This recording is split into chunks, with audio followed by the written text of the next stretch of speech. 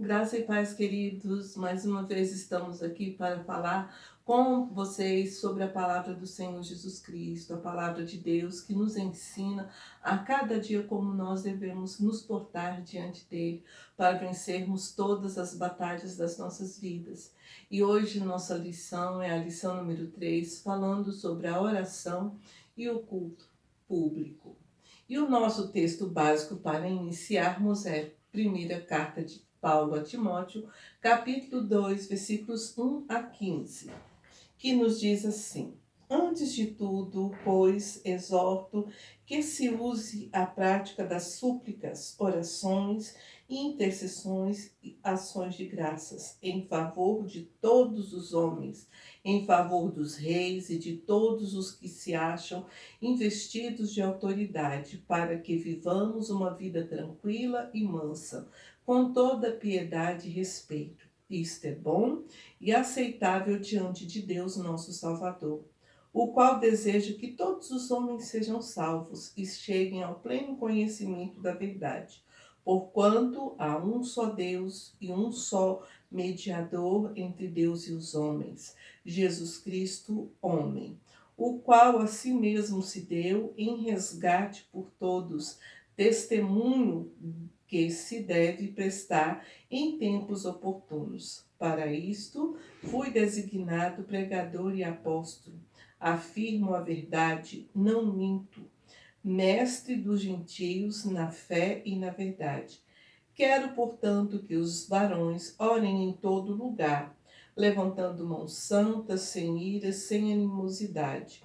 Da mesma sorte que as mulheres, em traje decente, se ataviem com modéstia e bom senso, não com cabeleira frisada e com ouro ou pérolas ou vestuário dispendioso, porém com boas obras, como é próprio às mulheres que professam ser piedosas. A mulher aprenda em silêncio com toda a submissão, e não permito que a mulher ensine, nem exerça autoridade de homem.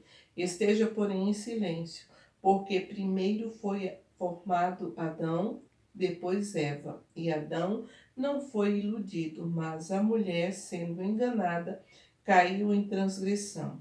Todavia será preservada através da sua missão de mãe, se ela permanecer em fé e amor e santificação com bom senso. Pai, nós te louvamos pela tua palavra e pedimos a ti a tua orientação, para que aquilo que nós falarmos aqui, Senhor, seja para a honra e glória do teu nome. Amém. Muito bem, nós estamos vendo aqui o apóstolo Paulo fazendo a recomendação, logo no primeiro versículo, ele diz que antes de tudo, a nossa oração deve ser por todos. Antes de tudo, por todos. Tempo para orar. Precisamos ter tempo para orar.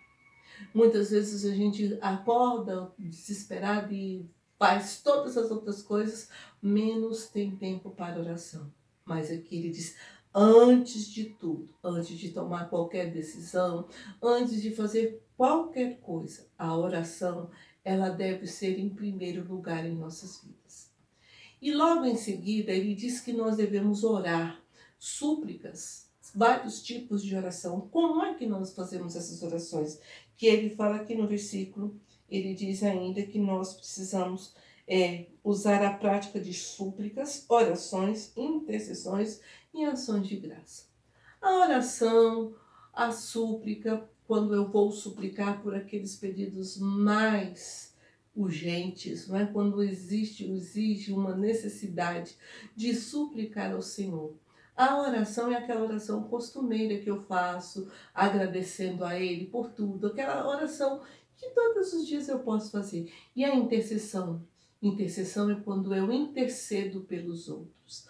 Ações de graças, eu vou dar graças ao Senhor por tudo que Ele fez por mim, por tudo que eu tenho recebido, por aquilo que eu ainda não recebi. O apóstolo Paulo diz lá em Tessalonicenses, em tudo dá graças, porque esta é a vontade de Deus Pai em Cristo Jesus. Nós precisamos sempre ser advertidos a orar. precisamos ter disciplina na oração, ter uma vida de oração.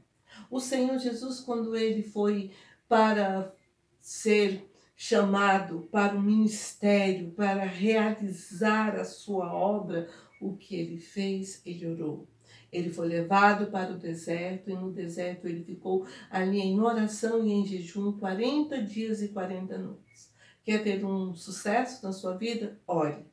Então aqui nós vemos a advertência do apóstolo Paulo para nós. Precisamos ser disciplinados a ter uma vida de oração. Mas em que lugar eu vou orar? Em qualquer lugar. De tarde, de manhã, ao meio-dia, à noite, todos os momentos é hora de orar. O local. Eu posso orar diante de todas as pessoas, no culto público, posso orar no meu trabalho, posso orar na rua, posso orar, mas eu preciso também ter o meu quarto para que eu possa fechar a porta e orar ao meu Pai, orar, falar com meu Deus. Então eu tenho que ter esse tempo. Tempo e local, é todos os lugares. E a nossa oração ela vai abranger a quem? Todos. O apóstolo Paulo ele nos diz aqui que nós precisamos orar em favor das autoridades, todos aqueles que são investidos de autoridades.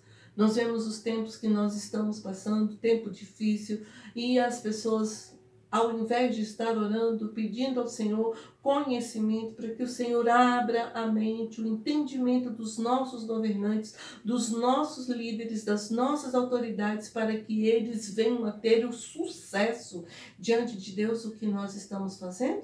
Estamos falando mal. Estamos indo para as redes sociais e falando o que nós bem queremos. E depois a gente, mas não foi isso que eu quis dizer. Depois de falar, não tem como você pegar a palavra de volta. Uma vez ela é proferida, ela não volta mais. E aqui nós temos essa disciplina, essa advertência. Orar em favor de todos. Eu posso orar, eu preciso orar pelos meus familiares, pelos meus vizinhos. Eu preciso orar pela minha cidade. Preciso orar pelos meus governantes, por todos aqueles que estão trabalhando, exercendo um trabalho digno de confiança. E qual é o objetivo dessa oração? Quando eu oro pela minha cidade, quando eu oro pelo meu estado, meu país, quando eu oro pela terra. O apóstolo Paulo diz, para nós termos uma vida quieta e sossegada, uma vida tranquila. Pararam para pensar qual é o objetivo da oração? Isso, irmãos. Orarmos para termos uma vida quieta, sossegada, uma vida tranquila, recebendo de Deus os favores. Quando nós clamarmos, o Senhor prontamente nos atender. É esse o momento que nós precisamos viver, assim como Jesus vivia um momento de oração. Quando ele estava ali, todos os momentos, ele estava em oração. Sempre tinha um horário reservado e ele ia a sós para o monte. Ele reservava um lugar para orar. Vida quieta e sossegada. E isso para nós termos o quê? O prazer de orar. Você tem prazer em orar? Ou a oração para você é um fardo? Tem que orar. Temos que sentir prazer. Sabe por quê? Esse prazer em orar, ele é aceitável diante de Deus. E sabe o que Deus mais aceita? A intercessão. Não as nossas súplicas, o que é mais aceitável diante do Senhor é a intercessão pelos outros. Não é interceder por mim, mas quando eu intercedo pelos outros, pela minha nação, quando eu intercedo pela minha família, pelos meus amigos. Local, nós já falamos, é em todos os lugares. Qualquer lugar eu tenho que orar. Hoje é tempo de orar. Estamos vivendo nos últimos momentos, os últimos dias em especial, porque aguardamos a vinda do Senhor Jesus Cristo. Não sabemos se ele virá hoje à noite, se pela madrugada ou quando vai ser. Mas todo tempo é tempo de orar, buscar a Deus.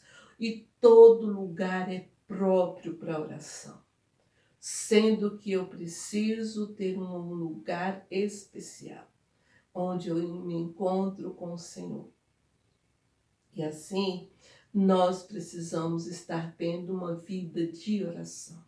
Sigamos o exemplo de Jesus. Em tudo dá graças, assim como o apóstolo Paulo nos ensinou, orar sem cessar, vigiar e orar. E além da oração, como nós falamos, temos o culto. Como deve ser o nosso culto a Deus? De qualquer jeito? De qualquer forma?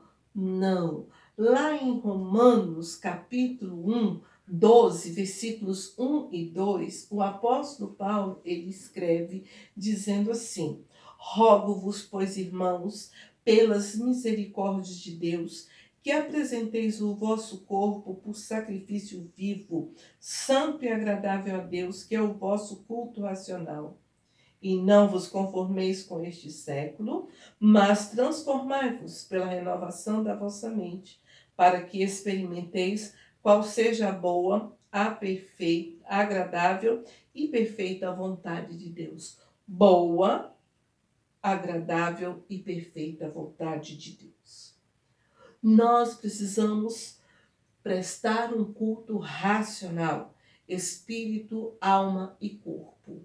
É o culto que adora a Deus, onde também precisamos ter ordem e decência. Nós não vamos nos apresentar diante do Senhor de qualquer forma. Nós não podemos apresentar diante dele com raiva, com ira, com tudo aquilo que não vem do Senhor, com trajes de decência, decoro. Nós precisamos manter a postura diante do Senhor. Quando nós vamos oferecer um presente a alguém, nós procuramos, de acordo com a nossa posse, um presente agradável. Você não vai levar um saco de lixo para alguém. Ou você não vai dar para alguém uma coxinha que você já mordeu e você vai dar de presente. Colocar, isso aqui dá e serve. Não, você sempre procura o melhor. O nosso culto também tem que ser o melhor para o nosso Deus. Levantar as nossas mãos, mãos santas. Mãos, quando diz mãos santas, é postura de abençoador. Você tem postura de abençoador?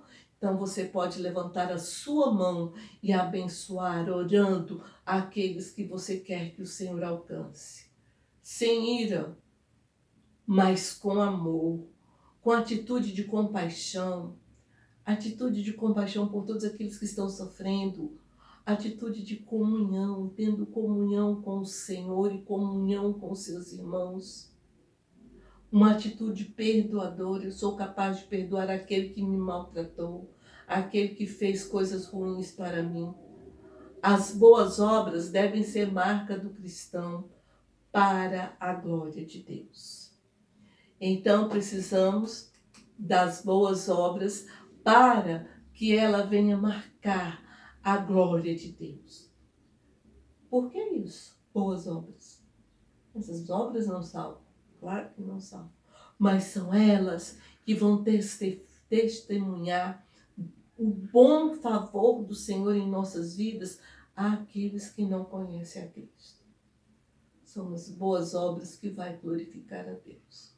Alguém vai dizer, como aquela pessoa é de Deus. Olha, atendeu a necessidade de fulano. Como aquela pessoa... As obras é que nos acompanham. São elas que testificam de nós diante do Senhor. E assim, para a gente concluir falando sobre culto e sobre oração, que nós falamos aqui, amados, nós temos a conclusão de que o nosso culto a Deus existe fraternidade. O que é isso? O amor fraterno, o amor entre irmãos. Devemos considerar o outro superior a nós mesmos. Nós não podemos querer ser melhor do que o outro, mas termos uma simplicidade na nossa vida. termos a santidade de Deus em nós e sempre lembrarmos daquele sentimento que Davi teve quando ele chega a escrever o Salmo 122, versículo 1, quando ele disse: alegrei-me quando me disseram, vamos à casa do Senhor. Você sente alegria de ir à casa do Senhor, cultuá-lo todos os dias que tem culto na casa do Senhor? Como você está passando agora esses dias? Está fazendo falta o dia do culto? Eu digo por mim, que eu sinto falta demais. E você? Quando nós voltarmos, vamos continuarmos do mesmo jeito ou vamos ter a alegria de nos congregarmos e cantarmos diante do Senhor os cânticos de Sião? Não é? Alegrar diante do Senhor. Alegria, festa, celebração diante dele. O nosso culto tem que ser um culto de celebração, um culto de adoração e de exaltação ao Rei Jesus. Um culto onde nós consagramos as nossas vidas a Ele. E lá o escritor em Hebreus capítulo 10, versículo 25, ele diz assim: não deixemos de nos congregar, como é o costume de alguns. Pelo contrário, que nós passamos admoestações. Ainda mais agora que vocês veem que esse dia se aproxima. Nós admoestamos, nós falamos com todos vocês, irmãos. Eu falo com você para que você não deixe a casa do Senhor. Quando você voltar à igreja, quando retornarmos, hoje não vou. Deixa para depois, estou cansado. Não faça isso. Não abandone a casa do Senhor. Não abandone. Não deixe de congregar. Eu estou congregando com o Senhor agora, eu estou congregando com os irmãos. Estou na minha igreja, estou em casa, estou congregando com os meus irmãos. Não. Esse momento agora é necessário. Esse momento, sim. Mas depois que tudo isso passar, vamos nos encontrar e vamos ter prazer em congregarmos diante do Senhor, cantar os nossos louvores, os louvores de Sião, cantar um cântico novo diante do Senhor. Então, essa é a minha palavra para você nesse dia, nessa manhã. Que você saiba que o Senhor Jesus, Ele quer um coração sincero diante dEle.